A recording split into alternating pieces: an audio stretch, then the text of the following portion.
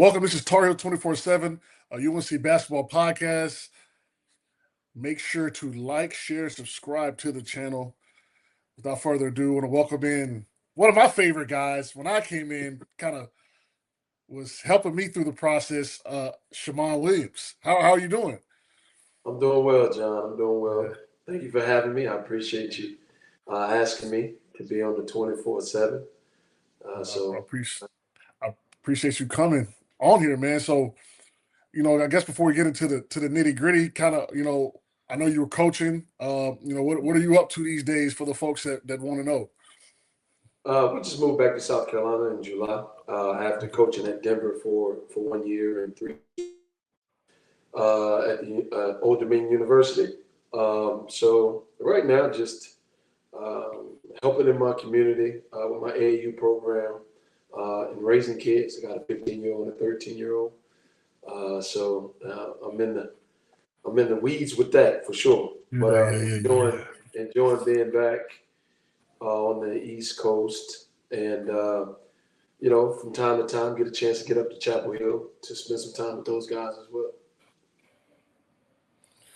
Appreciate it. Hey, look, how's coaching? Like, how do you like? Because I feel like when I was at Carolina, you were kind of a coach to me. So how that gift and that love, where did that come from? John, I think it came from just being a point guard. Mm-hmm. When you're a point guard, you are the coach on the floor. It's always used as an analogy, but when you take it to heart, you understand that there's a lot of people depending on you in that aspect in the game. And so I've always been somewhat of a coach when I played.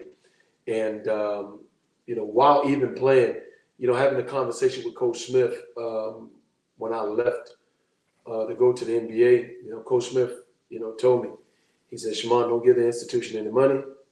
They've made enough money on you already. Not knowing the magnitude of it at that point in time, when you're talking about 1998, he said, make sure that you come back and you pour into the kids that are in the program. And so, that facilitated me building my home there in Chapel Hill and being there, consecutively for 14 years straight until getting into Division I coaching. So I really honed my skills in, really with you guys, trying to teach the game, setting up the runs.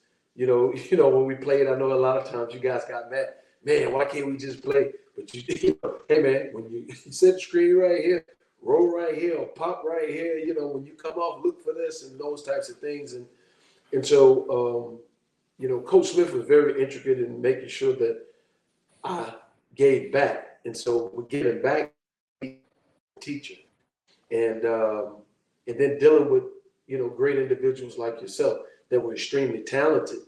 When you're in the NBA, a lot of times, like I remember Coach Williams them saying, Shaman, you sure you want to get into coaching? Coaching's hard, and this and that and those types of things. It's like they were trying to run you, not him personally trying to run you away from coaching, but they were trying to say how difficult coaching was. And I was like, no, try getting Vince Carter to do what you want him to do, or Antoine James, Mac Talk, and then you got Paul Pierce, and then Gary Payton, and then Kobe Bryant. Trying to get those guys to do what you want them to do. As a leader, those are the things that help me, become even more infatuated with coaching, because it's like if I can get those guys to respect what I'm saying and what I'm doing, then it's not going to be hard to get an 18 to 20-year-old kid that's trying to do the same things that we've done to get to those spots. So, that's kind of what drove me into coaching even more or less at the Division I level. And seeing you guys' success, was very, very important for me, not just on the court, but off the court as well. Like I said, I can't thank you enough for just putting a fire under my belly, man, just, every day. So I appreciate that. And so let's get down to it. NC State, we don't like them. This won't hurt more than most. Third game of UNC history where the Teals have played without both the leading scorers, biggest win for state in the rivalry since 1960. Right. She shot they shot 5 of 33 from three. So kind of give me a synopsis of the game, man. Like, obviously we didn't have our best players, but what went wrong? Well, for me, Mm-hmm. personally, I thought that the game wasn't physical enough. And, a lot of times when you have talent, there has to be a fine line in having talent and then having a talent that's physical and making the game physical as well when you need to. Because, we all end up playing against each other somewhere down the line, even when we were in high school or somewhere, so, there's a competitive nature, there's a competitive part in that game that says, no, you're not going to do me any kind of way. You know what I mean? And so, I'm not just critiquing the North Carolina State game, but I'm critiquing basketball in itself. And so when you go to North Carolina State, when you're in that North Carolina uniform, you truly understand that you're everybody's biggest game. Yeah. You know what I mean? And so when you've been in that year after year after year, you understand the magnitude of this game, and then you understand what has to be brought to the table. And so for a lot of the individuals that participate in the game, in some retrospect, they haven't really gone through the gauntlet yet of understanding that you're everybody's best game. Yeah. And so there's certain things that you have to bring to the table each and every night. And I think, you see the fire in Hugh, but in all actuality, the kids have to understand that too. And so, it's interesting because, I got to play with him a little bit in the summertime, and I know he kind of was like, his intensity is high. Like, yeah, it is. My intensity is high. That's a standard here. You know what I mean? Yep. That's a standard when you come to the University of North Carolina, and you have to understand that and be taught that every time I step on the floor, like it's a dog fight. It's a dog fight. And understanding that people are trying to build their reputation off of you. You know what I mean? And so when you take those things personal, it breeds a style, or it breeds a type of play that you're going to, embark on each and every night.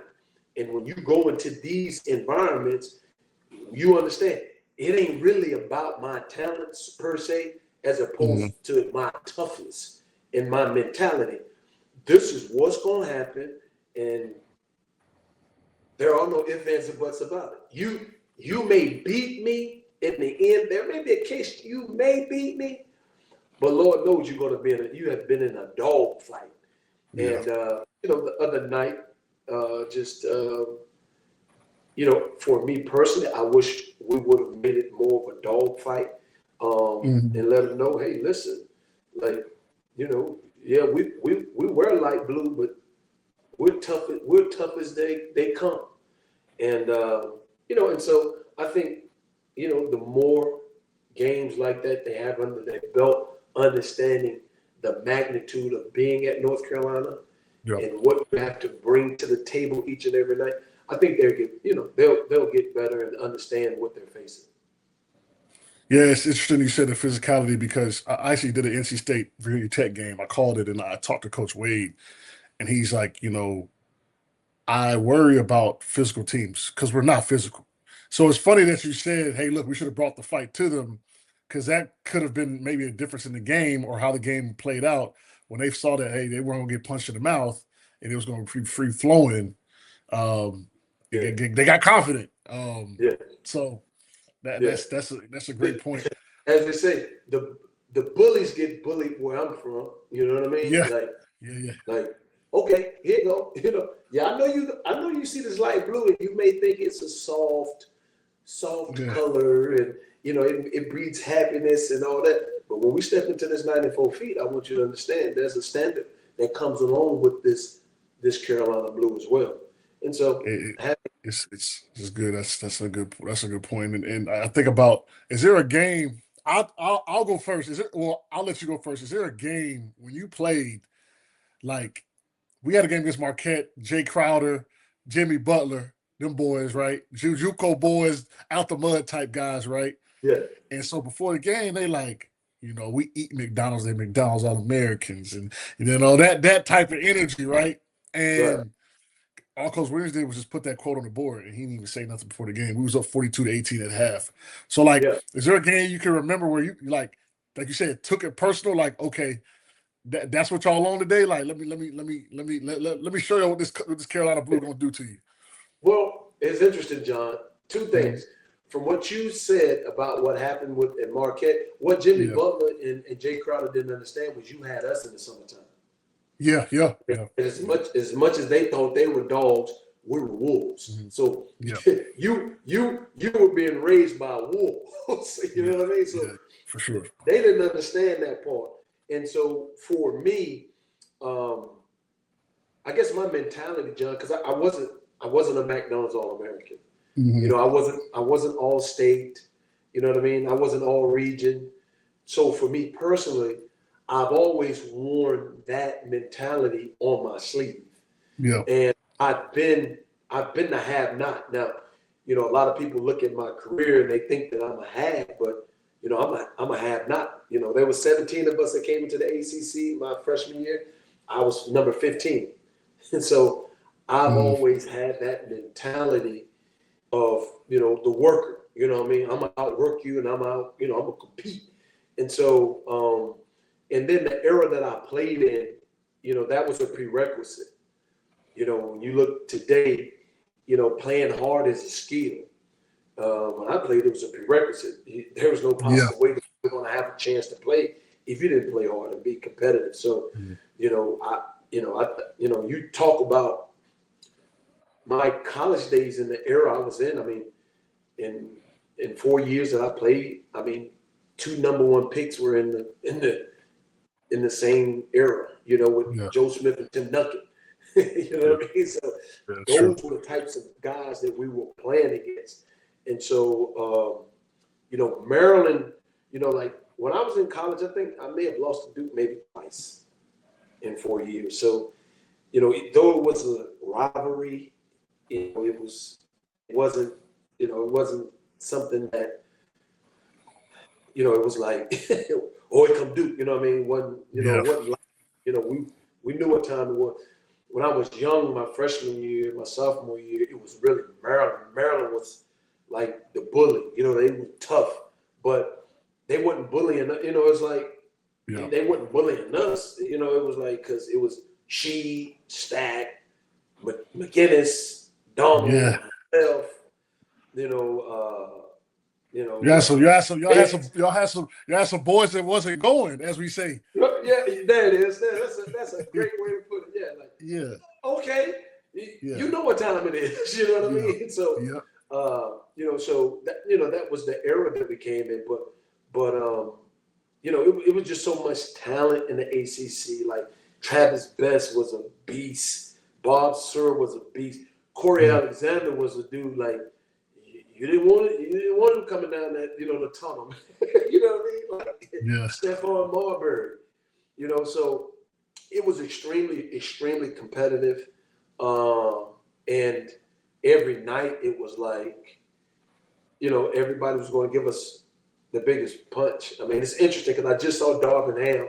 I'm down here in New Orleans, and they play the Pelicans tonight, and I just saw Darvin Ham, and Darvin was like, yeah, Shaman, you remember? When they broke the backboard on us in the NCAA tournament in Richmond. He went up there, he broke the backboard and it shattered and stuff like that. And he was like, yeah, Shaman, you remember I broke the backboard on y'all? I said, yeah, I know. I said, I didn't get payback till we got to the league. You remember? Buckets. Yeah, so those type, that's the competitiveness in my era. But, like you said, we weren't gonna go for it. No, for sure. Yeah, it's definitely that's a great point when you think about physicality and just taking things personal. But not to interrupt you, but you wasn't going for it.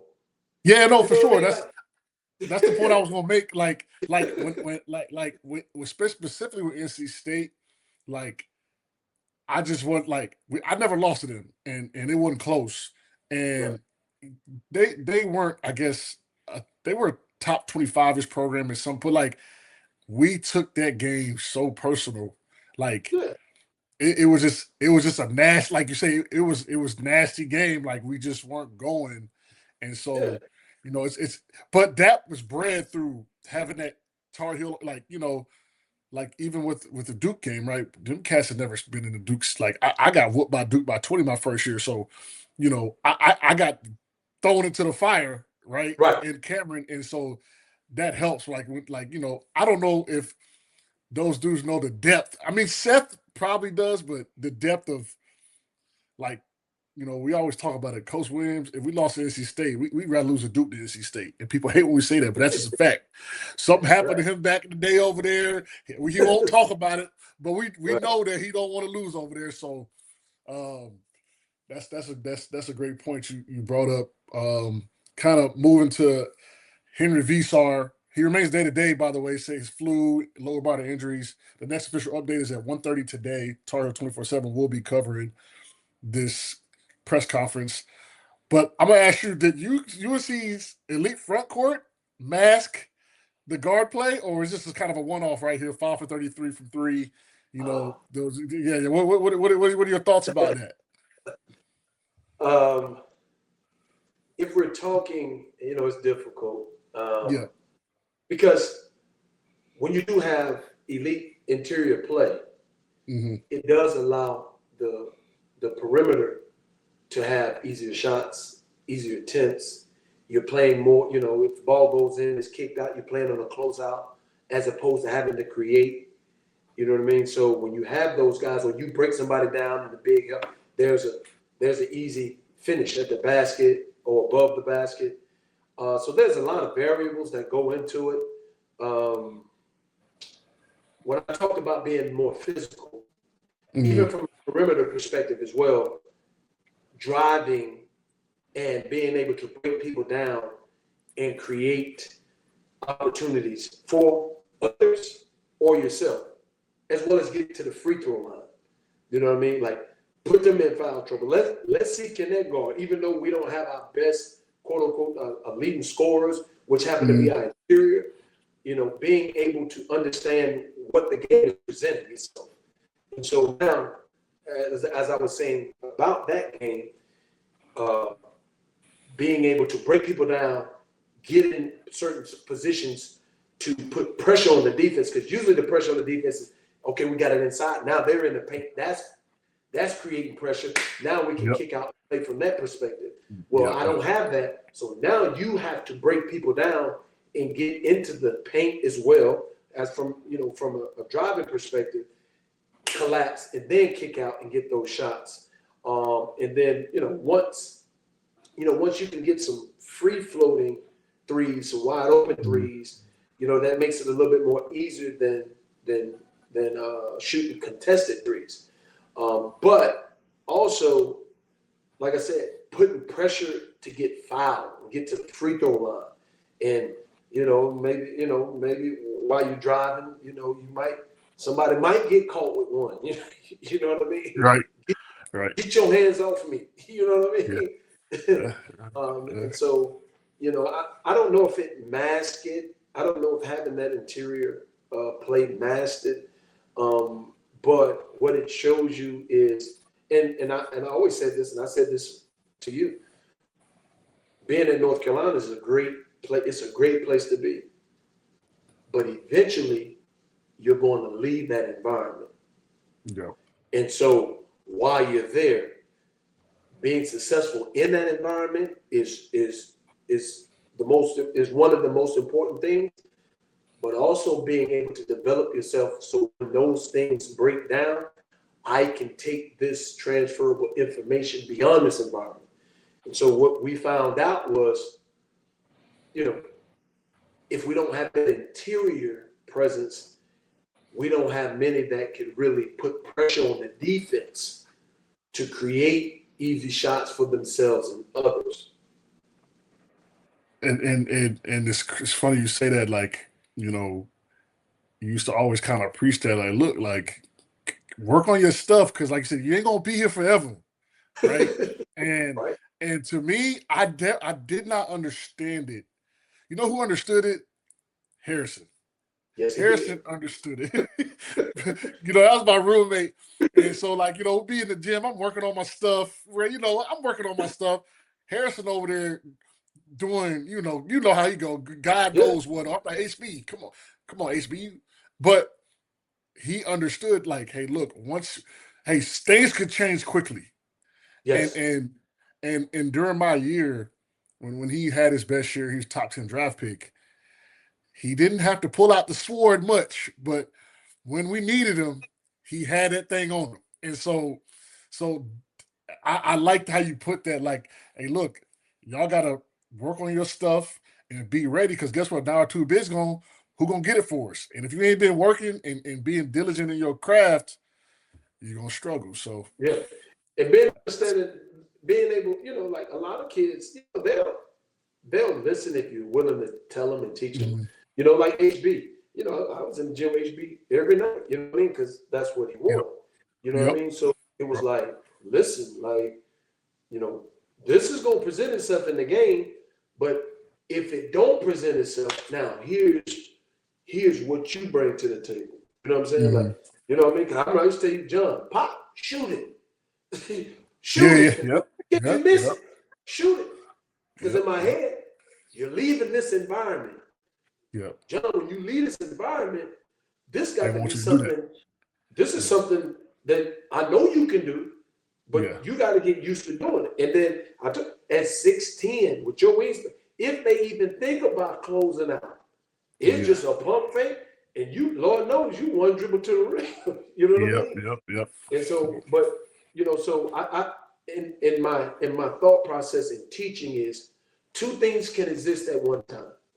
You can learn to be great in your environment for your team as well, but you also have to develop individual skill because, in all actuality, there's never been a time that I know of when a player has gotten better, the program hadn't gotten better. Yeah, No matter how you look at it, yeah. from an individual perspective or from a team perspective. But you have to be able to do two at the same time because, like now, they were, and it shows you too that this will help them be better down the road, in my Mhm. opinion, because they've been so used to having Veesaar and Caleb, right? So now they don't have them. Now it's like, now we got to do this, you know what I'm saying?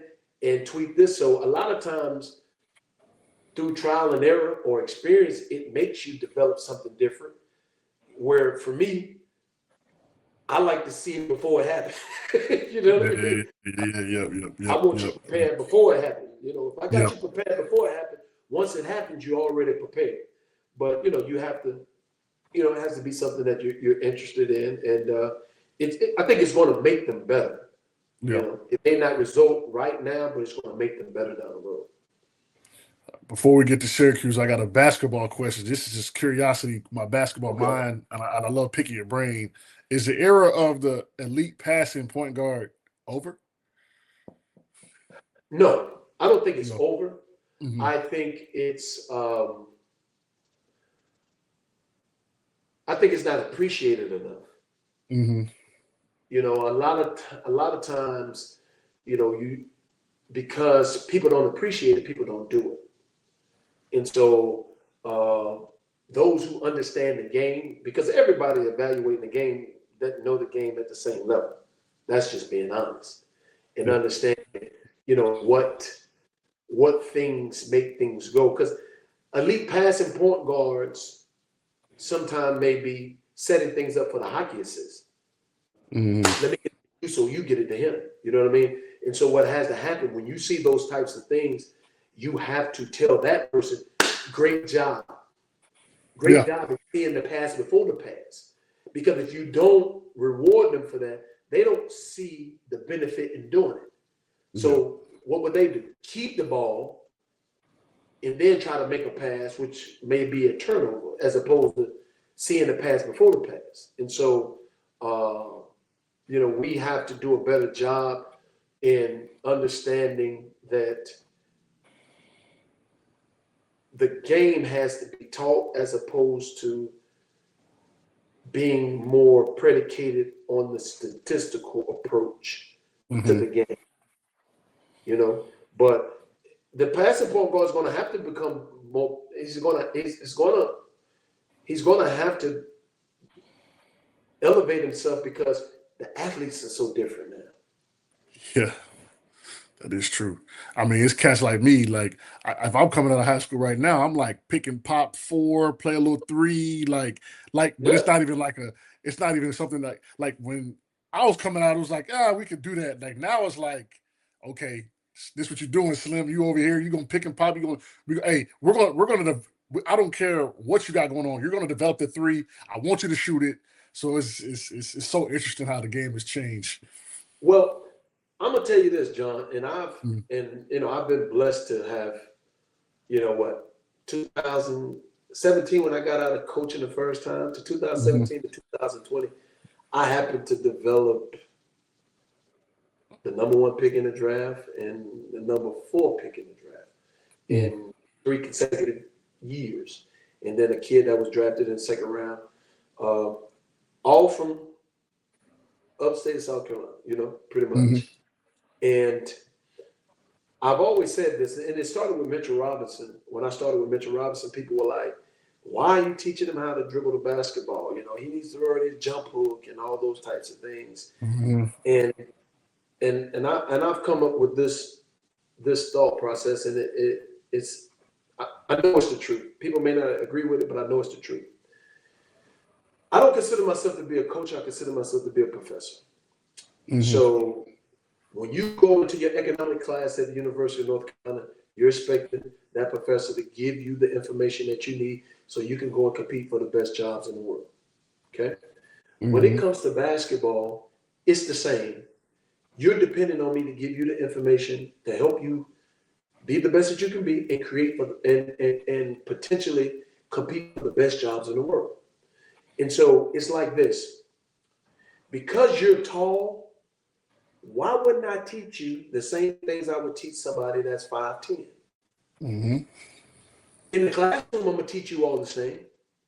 So why wouldn't I teach? Why would I hold you back because the Lord made you tall?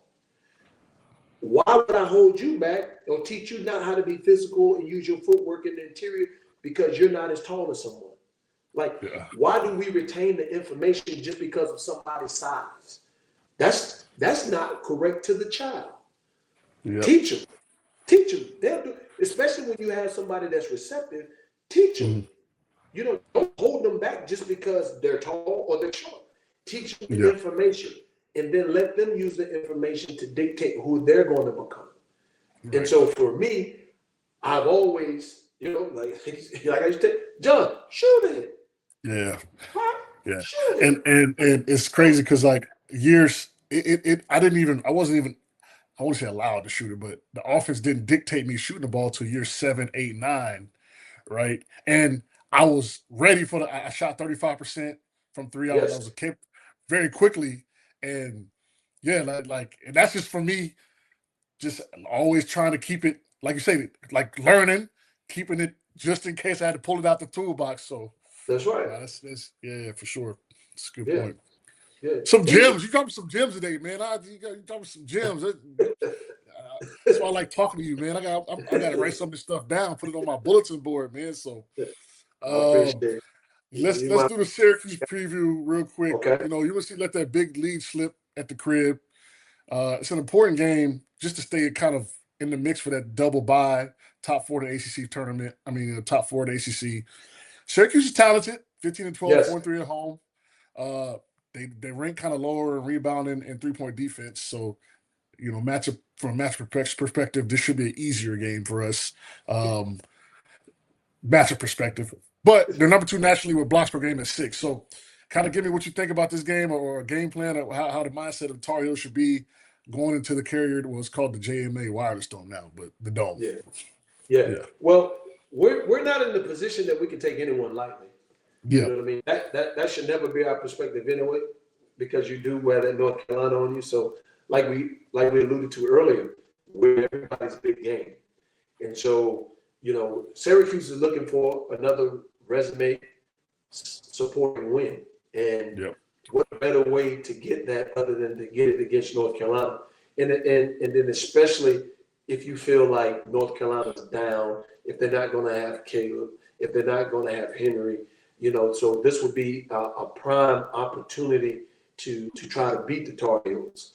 And so, what we have to be focused on is the same thing, competing at a high level, being physical when the opportunity presents itself. If we can create shots, for me, I like non-contested attempts. Yeah. How you shoot so well? I shot non-contested shots. But if we're able to get those types of shots, be it from the perimeter or being able to create and get finishes from Zayden and Jared, I think it'll be good.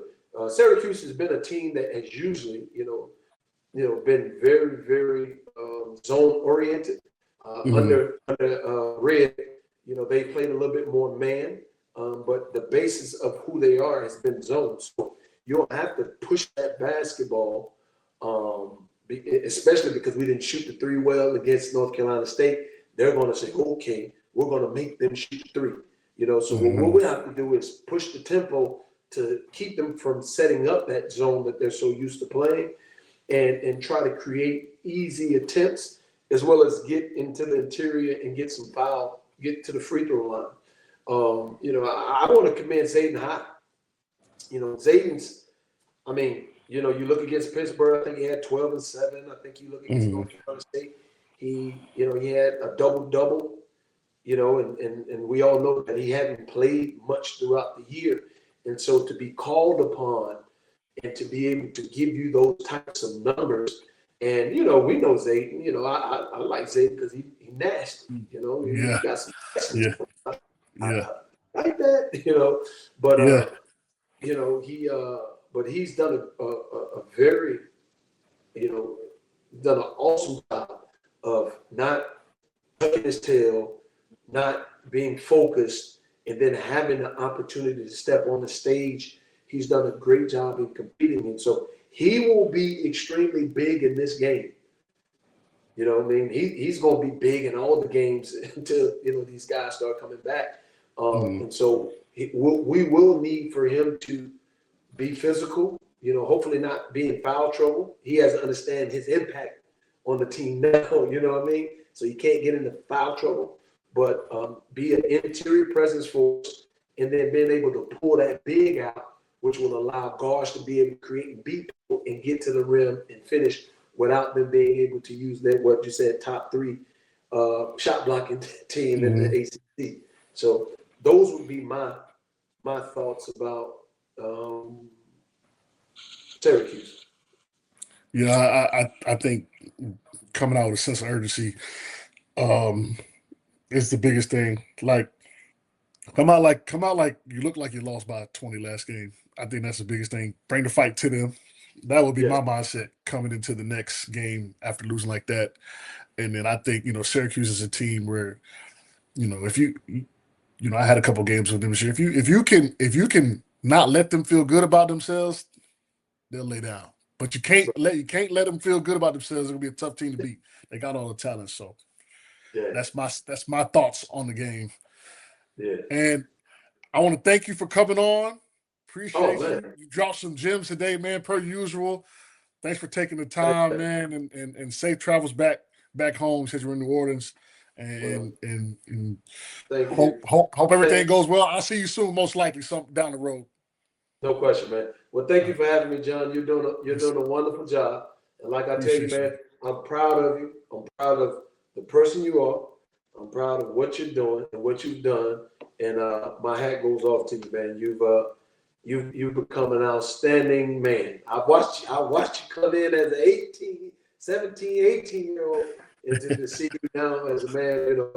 I know it sounds cliche, but I'm extremely proud of you, man. Love you, and you're doing a great job. Keep going.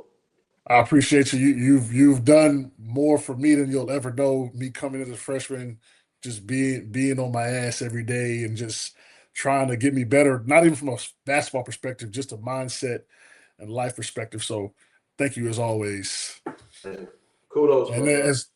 yes, sir. And as always, thanks for watching on YouTube and listening wherever you get your podcast. Be sure to check out TarHeel247.com for the latest wall-to-wall coverage of Carolina athletics. See you guys next time.